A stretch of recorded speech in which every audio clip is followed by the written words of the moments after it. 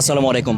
রামিশা নেই, তবে প্রধানমন্ত্রী তারেক রহমানের উদ্দেশ্যে আমার বার্তা, এই বার্তাটা কারো না কারো মাধ্যমে তো পৌঁছাতে পারতো, তাই না?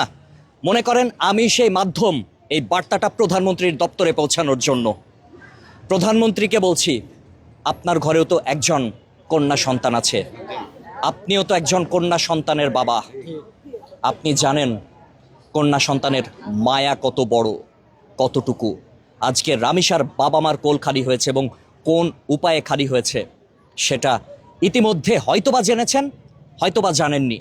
তবে আজকে আপনার একটি ভিডিও দেখলাম, আপনি স্কুলে বাচ্চাদের সাথে ড্রয়িং করছেন, এজন্য আপনাকে স্যালুট জানাই যে বাচ্চাদের সাথে আপনি মিশছেন, বাংলাদেশের প্রধানমন্ত্রী। কিন্তু ওই শ্রেণীকক্ষে তো রামিসাও থাকতে পারতো, পারতো না?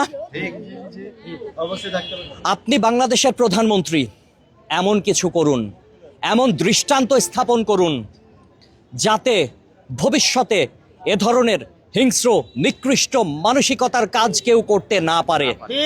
বাংলাদেশের মানুষ আপনাকে মাথায় তুলে রাখবে, বাংলাদেশের আম জনতা আপনাকে মাথায় তুলে রাখবে। আপনি শুধুমাত্র আইনের শাসন প্রতিষ্ঠা করুন, ন্যায়ের শাসন প্রতিষ্ঠা করুন। আইনজীবীদের উদ্দেশ্যে বলবো, প্রধান বিচারপতির উদ্দেশ্যে বলতে চাই, মাননীয় প্রধান বিচারপতি, আপনি এমন কিছু করুন, দ্রুত বিচার ট্রাইব্যুনালে যা যা করণীয় আপনি হস্তক্ষেপ করুন এই কেসটাতে।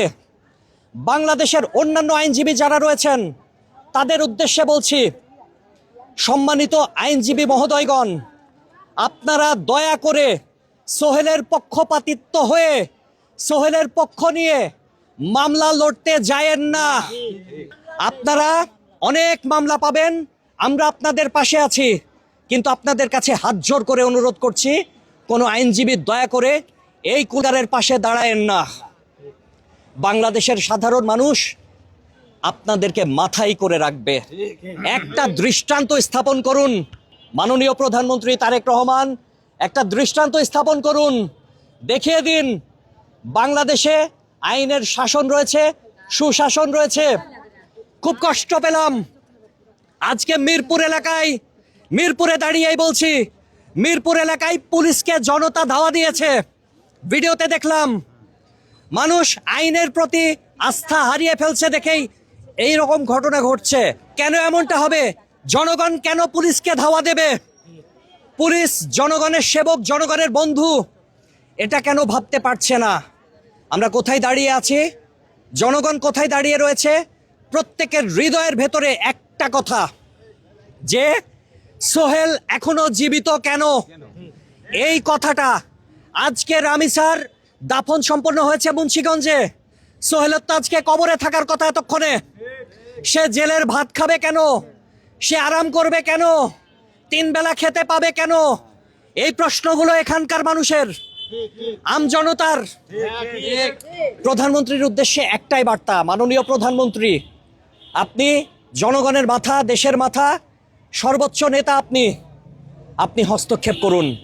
আপনার ঘরে কন্যা সন্তান রয়েছে, বাংলাদেশের আনাচে কানাচে এইরকম কচি কাঁচা মাসুম বাচ্চাগুলো, নিষ্পাপ বাচ্চাগুলো, তাদের এইরকম নির্মম পরিণতি দেখতে হচ্ছে। আরও বিচ্ছিন্ন কিছু ঘটনা আমরা দেখি, চাচার হাতে ভাতিজি শেষ হয়ে যাচ্ছে, কয়দিন আগের ঘটনা। আরও অসংখ্য ঘটনা রয়েছে।